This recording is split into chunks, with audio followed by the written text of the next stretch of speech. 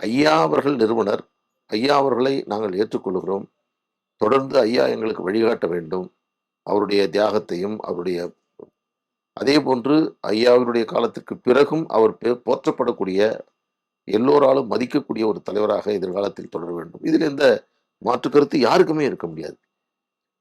ஆனால் அன்புமணி அல்லாத ஒரு பாமகவை உருவாக்க வேண்டும் என்று சிலர் திட்டமிட்டார்கள்.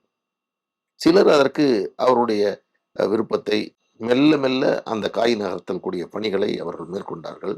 அதன் காரணமாகத்தான் மருத்துவர் ஐயா அவர்கள் நேரடியாகவே அன்புமணி ராமதாஸ் அவர்கள் மீது வைத்த சில விமர்சனங்கள் என்பது உள்ளபடியே ஐயாவோடு இருக்கக்கூடியவர்களுக்கு கூட நெருடலை ஏற்படுத்தியது. எங்களுக்கெல்லாம் மிகப்பெரிய வேதனையை தந்தது. ஏனென்றால் ஏறக்குறைய என்னை எடுத்துக்கொண்டால் நான் ஒரு 25 ஆண்டுகள் பாட்டாளி மக்கள் கட்சியில் பயணித்திருக்கிறேன். சாதாரணமாக அல்ல. கடுமையான போராட்டம், பல்வேறு சவால்கள், நீதிமன்றத்தில் படிக்கட்டுகளை பல தருணங்களில் ஏறி இறங்கியிருக்கிறேன். இக்கட்டான சூழ்நிலையில் பாட்டாளி மக்கள் கட்சிக்காக நான் போராடி இருக்கிறேன்.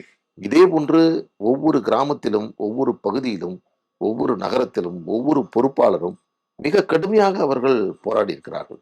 அப்படி போராடி உருவான ஒரு இயக்கம், மருத்துவர் அன்புமணி ராமதாசல் அவர்கள் இல்லாத ஒரு இயக்கமாக நினைத்து கூட பார்க்க முடியவில்லை. இப்ப நாங்க இருக்கிறோம்.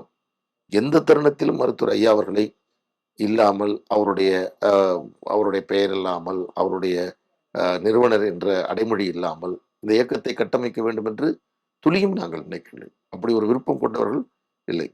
ஆனால் பாட்டாளி மக்கள் கட்சியினுடைய பொதுக்குழுவில் மிக நீண்ட காலம் கட்சியினுடைய தலைவராக இருந்தவர் மருத்துவர் ஐயா அவர்களுக்கும், மருத்துவர் அன்புமணி ராமதாஸ் அவர்களுக்கும் மிக மிக நெருக்கமாக இருந்தவர், கடுமையாக உழைத்தவர், தியாகச்சம்மல் என்று பட்டம் பெற்றவர். 16 குற்றச்சாட்டுகளை அவர் மீது பொதுக்குழுவிலே முன்வைக்கிறார். அவரே படிக்கிறார். படித்துவிட்டு வெளியே வந்த பிறகு சொல்லுகிறார், வேறொருவர் படிக்க வேண்டும், என்னிடம் கொடுத்தார்கள், நான் படித்தேன் என்று சொல்லுகிறார். அது வேண்டுமானால் அவர் அதை சற்று நான் அதற்கு பொறுப்பல்ல என்று தன்னை அவர் முன்னிலைப்படுத்துவதற்காக கூட எடுத்துக்கலாம். எது எப்படியோ நாங்கள் 9ஆம் தேதி பொதுக்குழுவை நடத்தினோம்.